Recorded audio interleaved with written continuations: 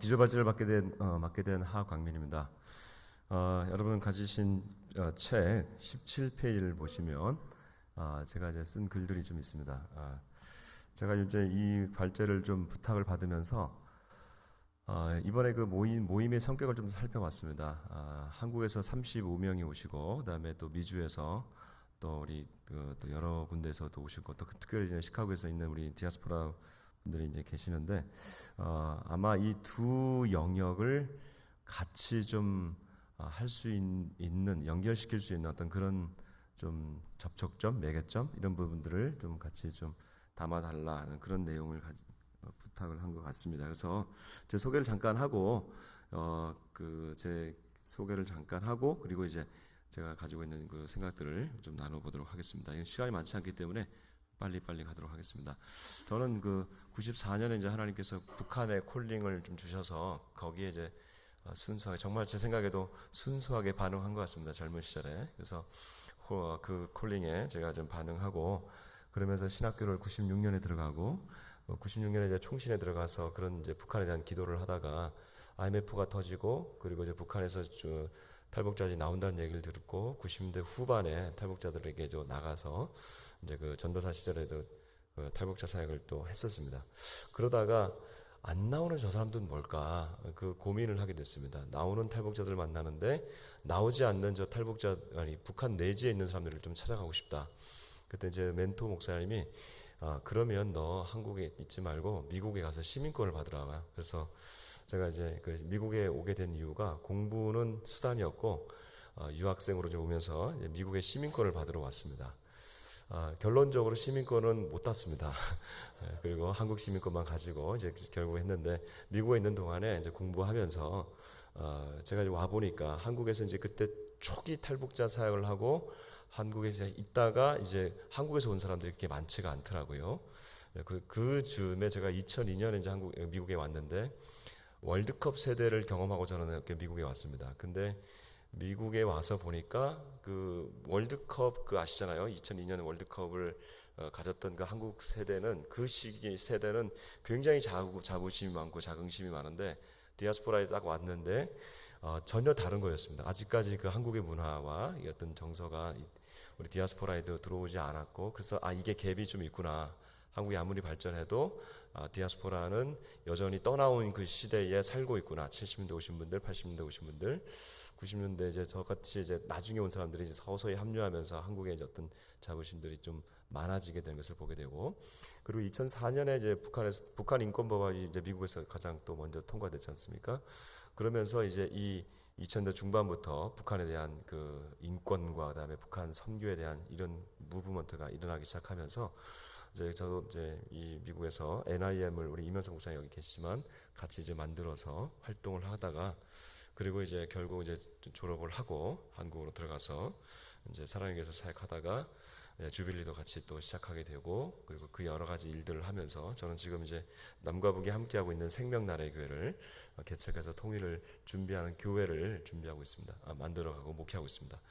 이런 일련의 과정들을 보면서 이제 한국에서도 경험들, 그리고 미국에 와서 미주 활동을 하면서 경험들, 그리고 다시 이제 한국으로 가서 이런 이 통일 목회, 제가 말하고 있는 건 통일 목회인데, 또 통일 기도회, 그다음에 이런 그 다양한 선교 단체들을 활동을 하면서 이것을 어떻게 좀 엮을 수 있을까라는 생각을 가지고 이번에 발제를 좀 준비하게 되었습니다.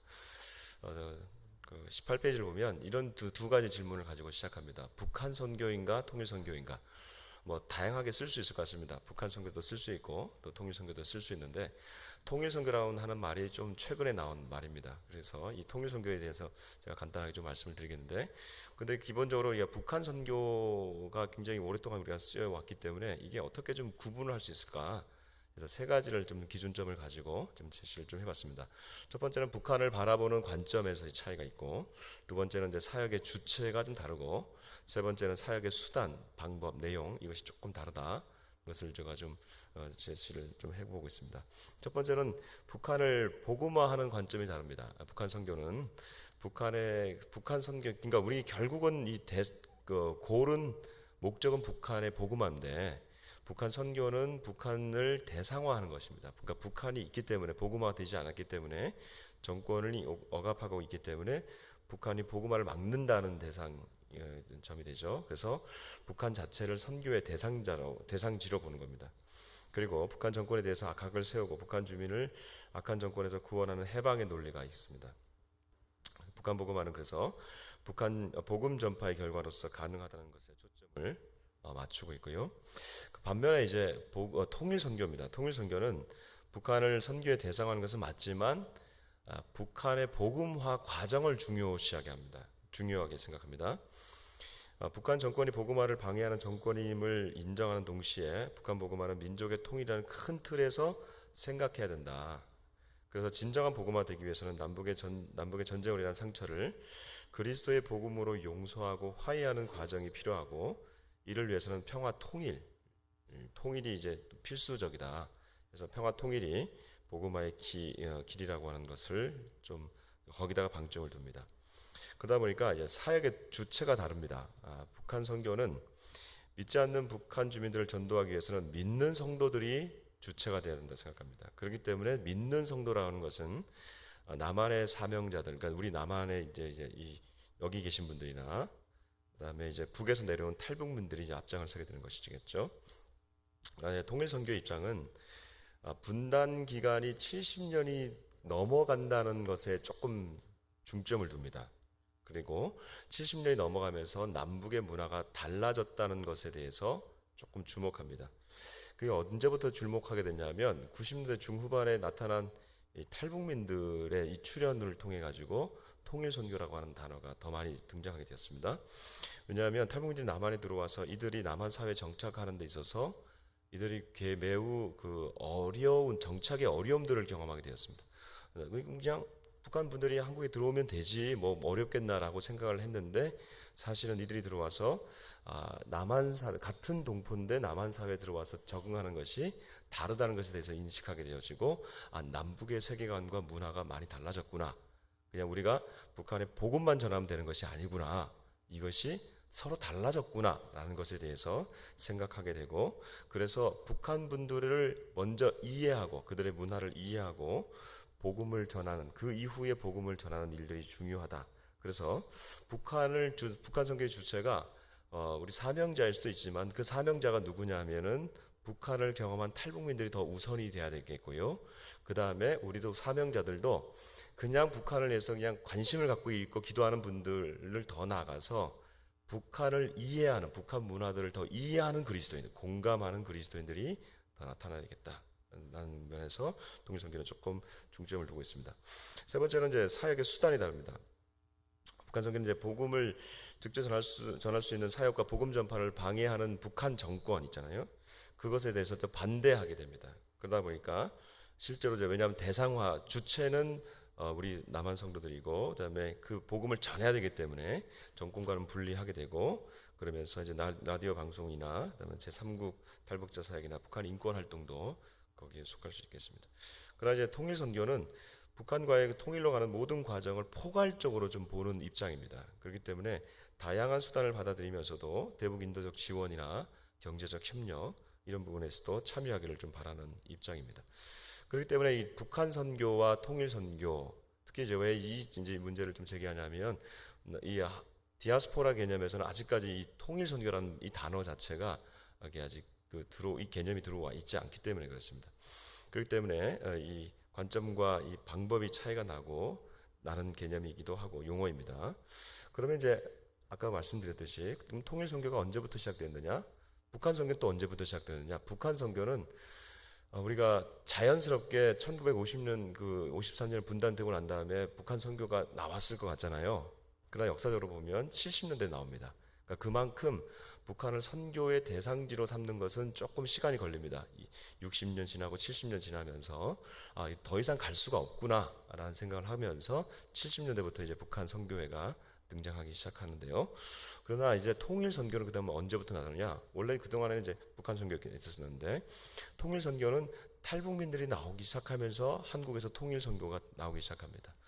우리가 이제 북한에 복음을 전하면 되는 줄 알았는데, 아까 말씀드렸듯이 탈북민들이 와가지고 함께 마음을 모아가는 것이 더 어려운 일인 것을 알게 되었습니다. 지금 3만 2천 명이 있는데 여러분이 얼마 전에도 그 한국에서 그 모자가 아사한 사건 기억하시죠? 탈북 모자가 아사한 사건. 그게 밥이 없어서 그렇게 굶어 죽었겠습니까? 고독사거든요. 저는 이게 사회적 모든 관계가 끊어진 그런 상황 가운데서 절망 고독사라고 저는 얘기하고 싶습니다. 그만큼 한국에 와서도 이게 적응하기가 어려운 겁니다. 그렇기 때문에 단순히 우리가 북한 복음화만이 과연 될 것이냐, 우리가 남과 북이 함께 가는데 탈북민들이 느끼는 그 마음은 왜 같은 동포인데 이렇게까지 우리에게 차별을 더 이렇게 가지고 있느냐, 이런 마음이 더 있습니다. 같은 동포기 때문에 나오는 마음이기도 하거든요.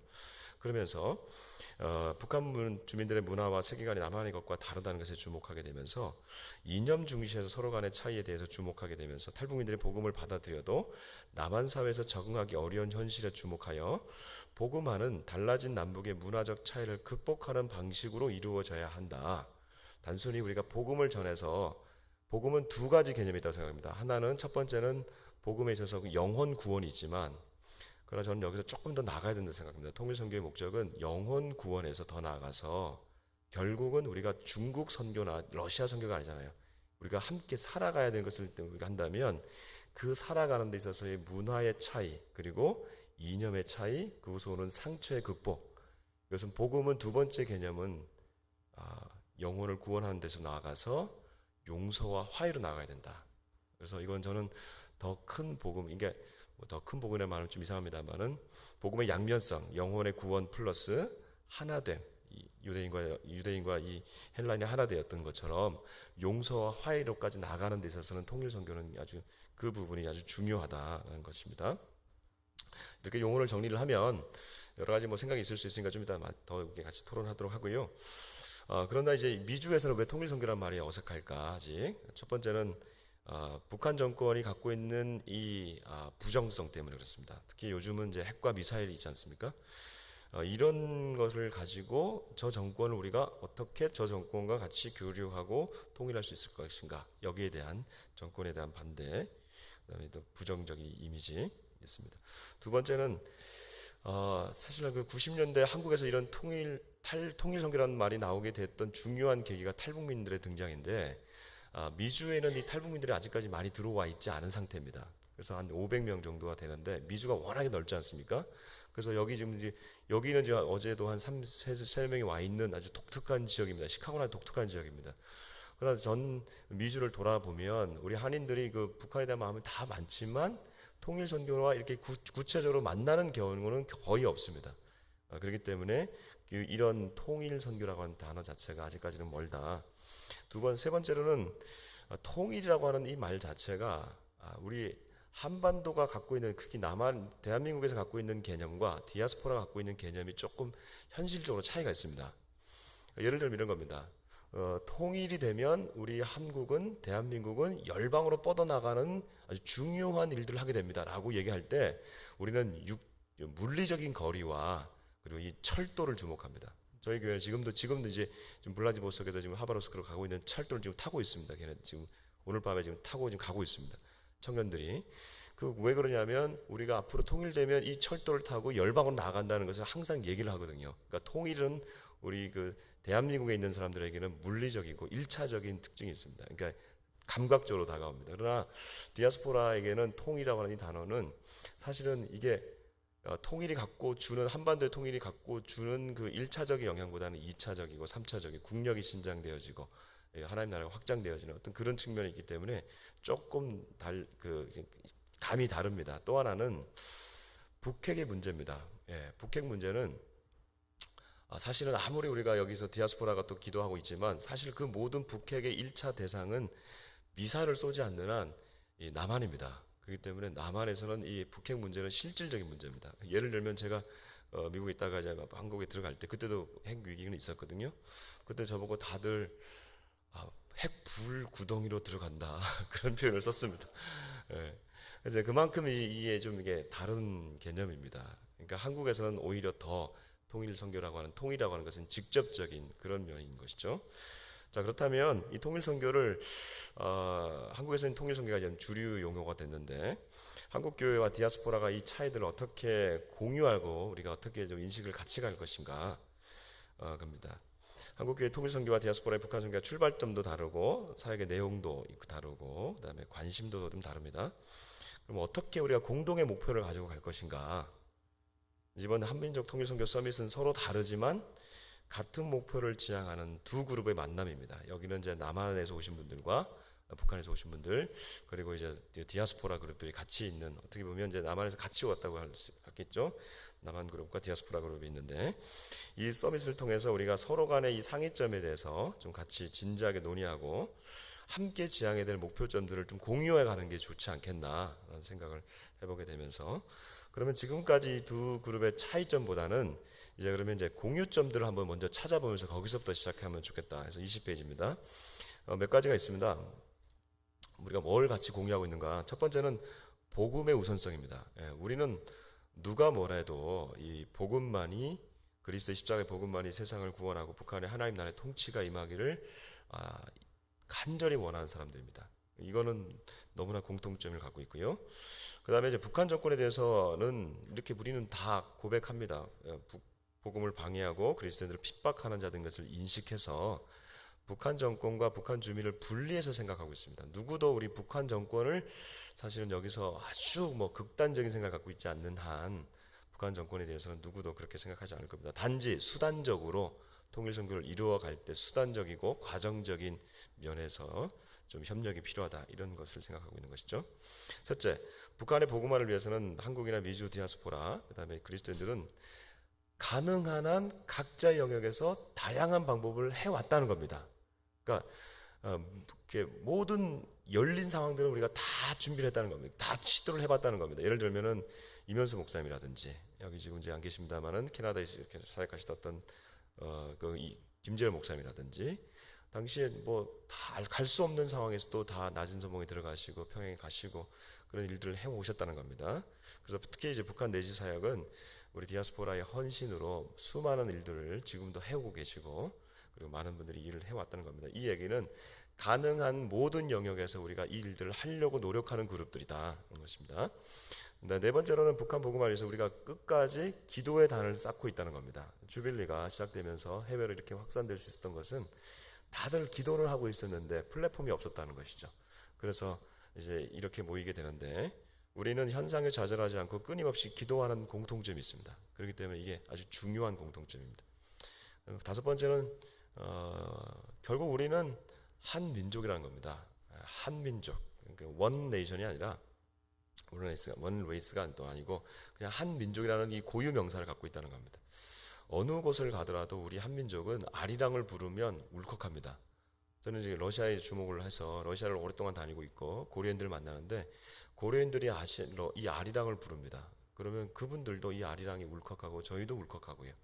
조선족도 그렇고, 우리 여기 디아스포라 미주도 그렇지 않습니까? 그래서 아리랑 민족, 김치 먹고, 그래서 이런 역사적인 공감대가 우리가 항상 같이 있다는 거, 분단 70년이 우리 이 5,000년 역사에서 굉장히 짧다는 거, 그것을 우리가 지금 기억하면서 여기서부터 출발하면 좋지 않겠는가라는 생각을 하게 됩니다. 그러면 이제 이렇게 서로 상이한 그 출발점에서 우리가 어떻게 좀 같이 만나갈 수 있을까? 우선 각자의 역할들을 좀 인정하자. 우선 통일선교를 하는 데 있어서 한국 교회에 해야 할 일이 있고, 그 다음에 미주 디아스포라 할 일들이 있다는 겁니다. 그래서 그러면 뭘까? 한국 교회 역할들입니다. 통일의 주체라고 말씀드렸습니다. 그러니까 통일을 몸으로 받아내야 되는 그 그룹이기 때문에 한반도 평화를 적극적으로 만들어 가야 됩니다. 한반도 평화를 우리가 만들어 가는 일에 있어서 우리가 조금이라도 이렇게 간접적이 아니라 직접적인 주체가 되어야 된다는 것이죠. 그래서 한 발 뒤로 물러날 것이 아니라 남북대화 다시금 견인해야 됩니다. 그리고 주변 사강과의 관계를 다시금 우리가 가져가야 됩니다. 특히 한미일 이 동맹 관계, 이거 다시 풀어가야 됩니다. 이렇게 다 꼬이고 스텝들 다 꼬여 있는데, 한미일 동맹 관계, 이거 우리가 한국이 더 주도적으로 앞장서서 일들을 해야 됩니다. 두 번째, 한국교회가 통일선교의 실천적 장들이, 그러니까 여기서 말씀드린 건 실천적 장입니다. 필드라고 하는 겁니다. 필드를 더 힘있게 만들어 가야 된다. 한국 교회는 특히 이제 이 남북 관계는 부침이 있습니다. 그러니까 이 남북 관계 부침은 정부가 바뀌거나 정부의 기조가 바뀌면 이 우리가 할 수 있는 이런 직접적인 대화나 이런 것, 대북 인도적 지원이나 이런 것들은 항상 이게 바람을 탑니다. 근데 한국에는 이제 탈북민들이 이미 3만 2천 명이 들어와 있습니다. 그러니까 탈북민이 들어오면서 탈북민을 기반한 이 사역은 흔들리지가 않습니다. 이거는 뭐 보수 정권이든 진보 정권이든 이거는 아주 탄탄한 기반을 이루어서 지금 가고 있습니다. 그렇기 때문에 실천적 장들을 많이 흔들리지 않는 장들이 많이 있습니다. 거기에 기반해서 국내 들어온 탈북민 사역, 제3국에서의 북한 선교, 그다음에 통일 선교 기도회, 그다음에 북한 복음 방송, 뭐 이런 여러 가지 일들을 계속해서 해야 되는 것입니다. 그다음에 세 번째는 한국교회는 통일 세대를 양육해야 됩니다. 왜냐하면 우리는 여기 계신 분만 하더라도 지금 이제 연세들 좀 지긋한데 사실 20대, 10대 더 내려가서 그 10대 이전 우리 친구들을 양육해야 됩니다. 왜냐하면 걔네들이 죄송해요. 그 친구들이 뭐라 그래야 되는지 모르겠는데 이 다음 세대 자라나는 이 세대들은 반드시 그 통일한 걸 살아갈 세대이기 때문에 그렇습니다. 우리는 터를 마련해주고 통일 코리아라는 가나안 땅을 일궈야 될 사람들은 이 다음 어린 세대들이기 때문에 그렇습니다. 반드시 이건 한국 교회가 해야 될 일이고요. 근데 이 일에 지금 한국 교회가 실패하고 있는 것 같습니다. 그러니까 많이 좀 놓치고 있는데 다시금 각성을 해야 될 것 같고요. 한인 디아스포라의 역할입니다. 한인 디아스포라는 사실은 지금 굉장히 중요한 위치입니다. 저는 이제 남북 평화 관계가 오면서 디아스포라의 역할들이 사실 또 감소되는 건 아닌가라는 그런 생각을 했는데 이게 쉽게 평화의 시대가 도래하지 않습니다. 근데 평화의 시대가 도래한다 하더라도 저는 두 번째 말씀드리겠습니다만 이 디아스포라 역할은 너무나 중요한데 디아스포라는 역사적 사명을 갖고 있다는 겁니다. 이건 뭐 성경에서도 그렇고요. 성경에서 모든 그 구약에 있어서 인물들이 나라를 세운 사람들은 다 디아스포라였습니다. 요셉이 디아스포라였고 다니엘이 그랬고 그리고 에스겔이 그랬고 그다음에 에스더도 그랬고 모르드게가 에스더에게 했던 네가 왕후의 지위를 얻게 하면 바로 이때를 위함이 아니냐라고 했던 그 말씀처럼 디아스포라들이 이 이스라엘을 건국하고 다시 재건국하는 일들이 있었거든요. 근데 저는 디아스포라가 여기서 이 사명을 확인하고 하나 더 제안하고 싶습니다. 꿈과 환상을 좀 잃어버리지 않았으면 좋겠습니다. 물론 디아스포라의 상황이 저도 디아스포라 살면서 이민 생활하면서 유학 생활하면서 굉장히 어려웠던 경제적으로 어려웠는데 꿈과 환상의 시기가 바로 디아스포라의 시기입니다. 에스겔과 다니엘 그리고 학개와 스가랴 포로 귀환 후에 그들에게 주어졌던 꿈과 환상이 제일 많거든요. 성경에는 굉장히 환상이 직접적인 말씀이 있잖아요. 디아스포라가 바로 그 시기에 이 꿈과 환상을 계속해서 잃어버리지 않는 그런 그룹이 되었으면 좋겠다. 그래서 한국은 굉장히 지금 팍팍합니다. 오늘도 뭐 아침에 일어나가지고 탈북민 여성들에 대한 기사들을 쫙 나왔는데 그 밑에 댓글들 보면 너무 불쌍합니다. 그러나 죄송합니다. 우리도 너무 힘듭니다. 이런 댓글이 쭉 달립니다. 지금 한국은. 그러니까 꿈과 환상이 잃어버린 그러한 곳이에요. 디아스포라가 그 꿈과 환상이 남한에다가 대한민국과 여기다가 좀 불어넣는 그룹이면 좋겠다 생각을 합니다. 두 번째는 통일 코리아, 통일 선교는 아까 제가 말씀드렸듯이 남과 북이 달라진 이 문화들을 어떻게 만들어 같이 복음으로 하나 되게 할 것이냐 이겁니다. 근데 이게 문화가 다른 건 어쩔 수가 없습니다.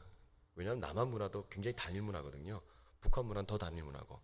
그렇기 때문에 이 단일 문화가 서로 달라져가지고 만나다 보니까 이게 여기서 충돌이 일어나면서 적응을 하지 못하고 있습니다. 그런데 디아스포라는 이 완충 제공을 할 수 있습니다. 저는 디아스포라의 중요한 통일 코리아의 중요한 역할을 버퍼존이다. 문화적으로 버퍼존을 만들 수 있다. 그러니까 이 완충지대를 디아스포라들이 할 수 있다. 그래서 여기 이 탈북민들이 한국에서 여기 미국에 오면 굉장히 좋아합니다. 저희 그 교회에서 탈북한 자매가 있습니다. 저랑 한 10년을 같이 알고 지냈습니다. 근데 그 자매가 전 청년인 줄 알았더니 저한테 이런 얘기를 하더라고요. 목사님 죄송한데 제가 중국에 가서 제 아들을 데리고 오겠습니다.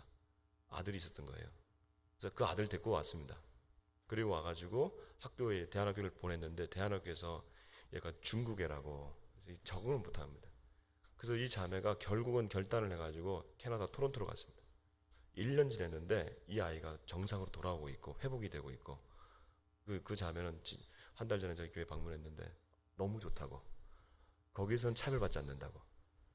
자, 이게 뭘 얘기하는 걸까요? 앞으로 통일 코리아가 어떤 형태가 돼야 될지 모르겠습니다만은 남한 문화 주도로 되게 된다. 북한 주도로 되기는 우리가 원치 않겠죠.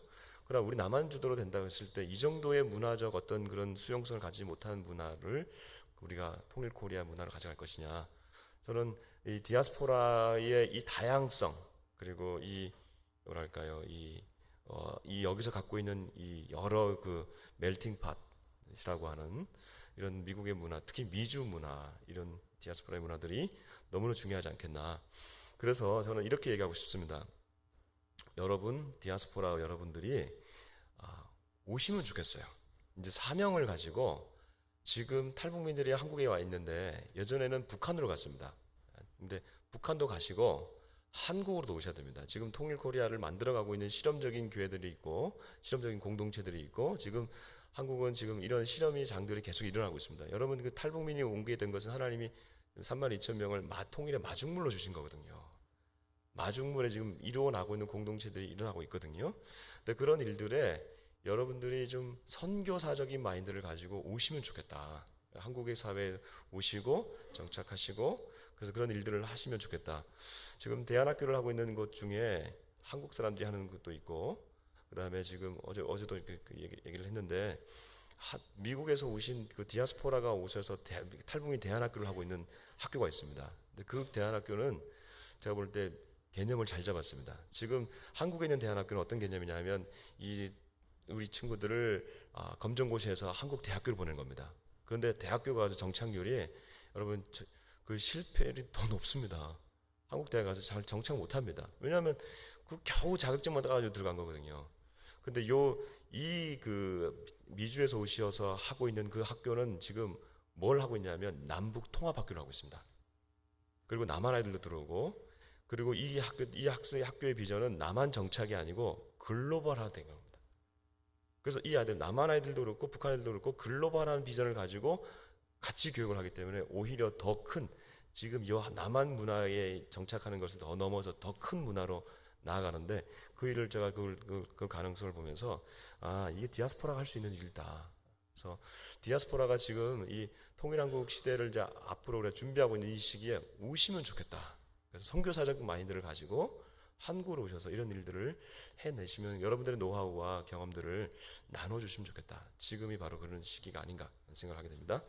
그 다음에 세 번째로 남북 분단 시기에 여러분들은 지금 좀 막혀 있습니다만 여러분들은 그럼에도 불구하고 북한 갈 수 있습니다. 우리 남한 사람들 지금도 안 됩니다. 앞으로 언제 열릴지도 모르는데 좀 위험하긴 합니다만 우리 온성도 목사님도 또 있지만 북한 땅밟기 비전 트립 정말 그곳이야말로 가장 기도가 많이 필요한 곳이 아니겠습니까? 그래서 여러분들이 이 갖고 있는 이런 로마 시민권과 같은 그 시민권들을 잘 사용하면 좋겠습니다. 자, 그러면 이제 마지막으로 그러면 이렇게 서로의 역할들을 좀 인정하면서 그러면 같이 우리가 뭘 할 것이냐 좀 제안을 좀 하고 싶습니다. 세계 선교계가 사실 그 50년대, 60년대 이제 갈라지기 시작합니다.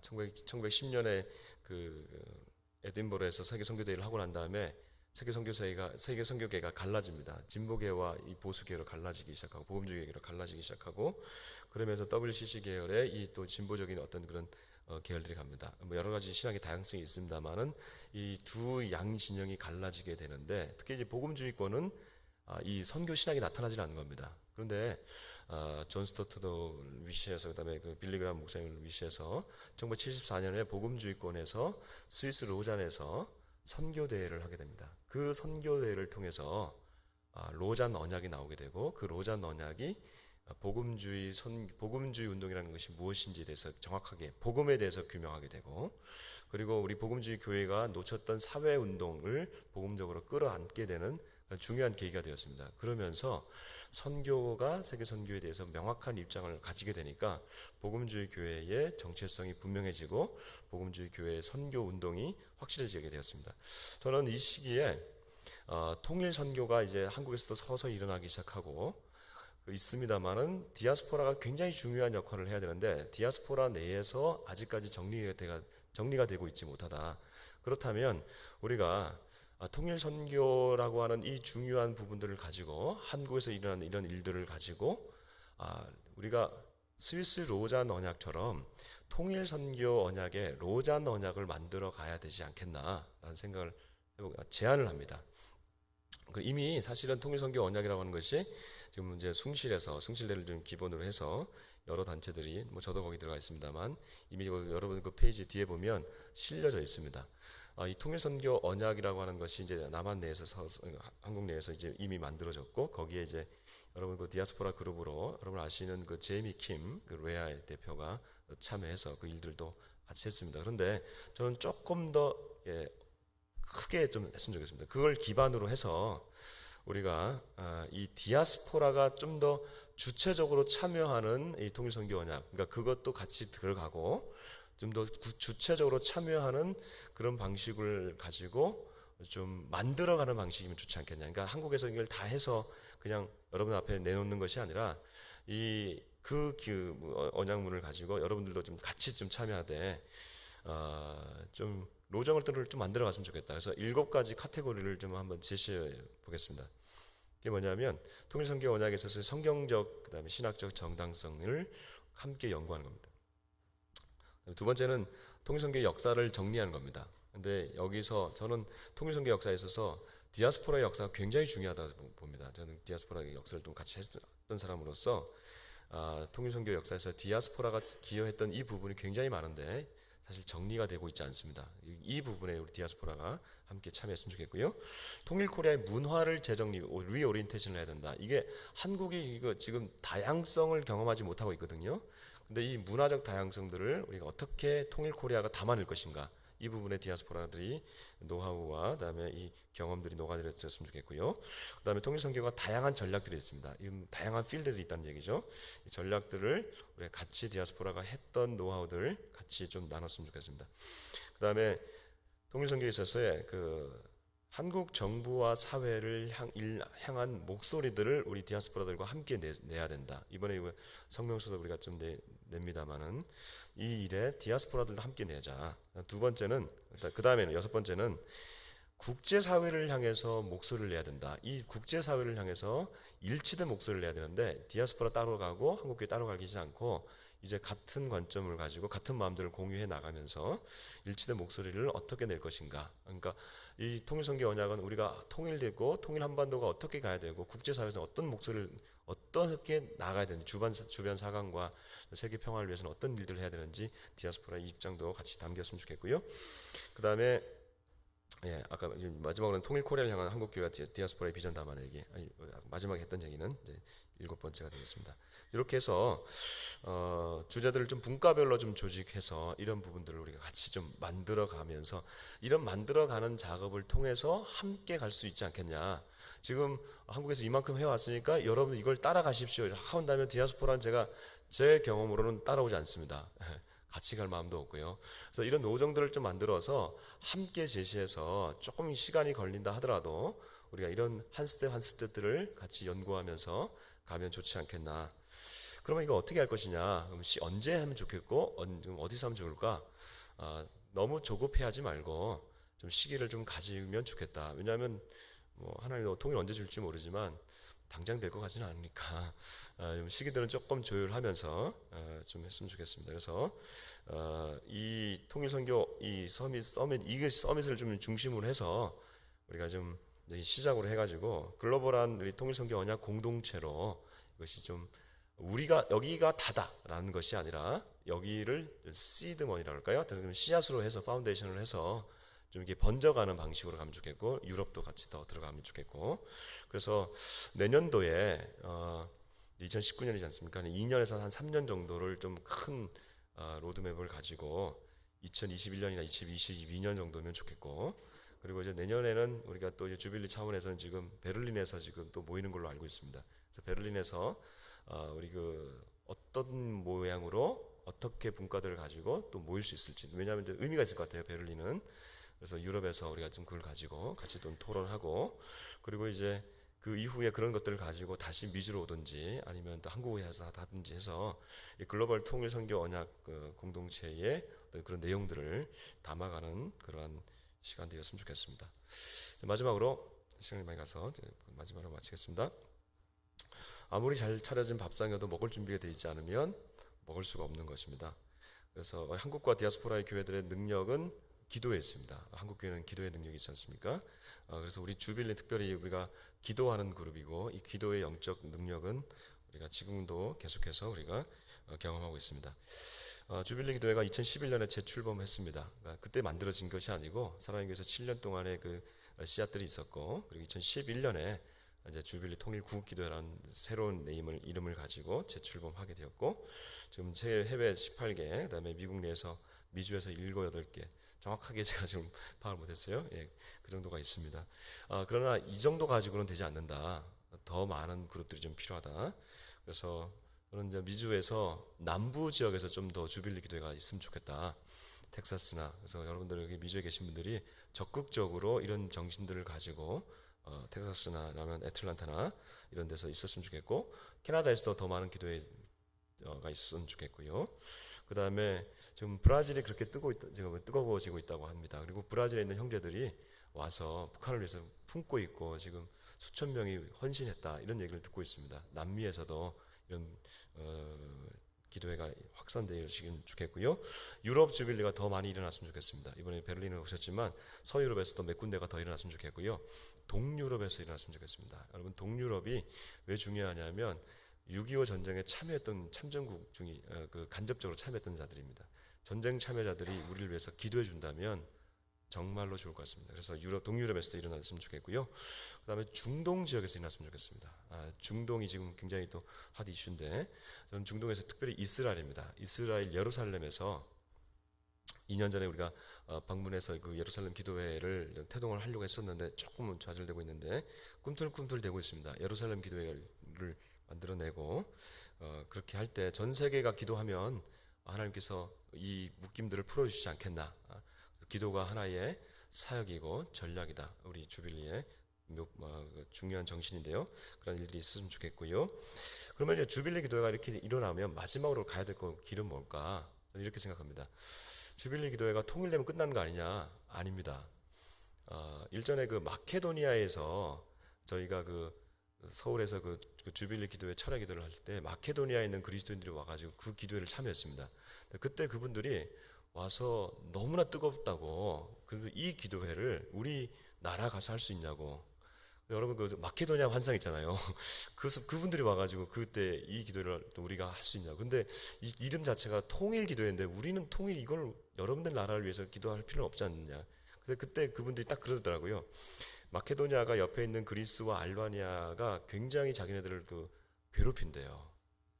여러분, 우리가 통일을 위해서 기도하지만 결국 한국의 통일은 주변 4국과 동북아와 그다음에 세계 열강의 평화를 위한 기도입니다. 평화의 중요한 초석입니다.